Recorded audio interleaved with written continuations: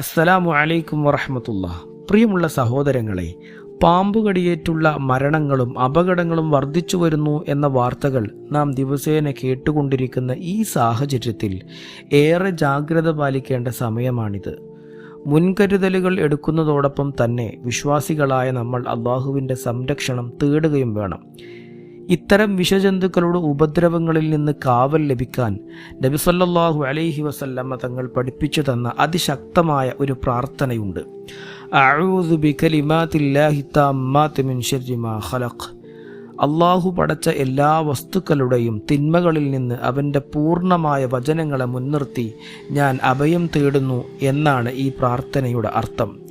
വൈകുന്നേരങ്ങളിൽ ആരെങ്കിലും ഈ പ്രാർത്ഥന 3 തവണ ചൊല്ലിയാൽ ആ രാത്രി അവനെ വിഷജന്തുക്കൾ ഉപദ്രവിക്കുകയില്ലെന്ന് ഹദീസുകളിൽ വ്യക്തമാക്കുന്നുണ്ട്.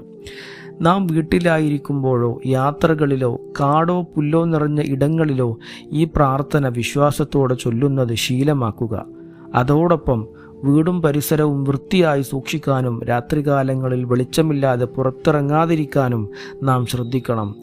നമ്മുടെ പരിശ്രമങ്ങൾക്കൊപ്പം അള്ളാഹുവിൻ്റെ കാവൽ കൂടി ഉണ്ടായാൽ എല്ലാ ഭയങ്ങളിൽ നിന്നും നമുക്ക് മോചനം ലഭിക്കും.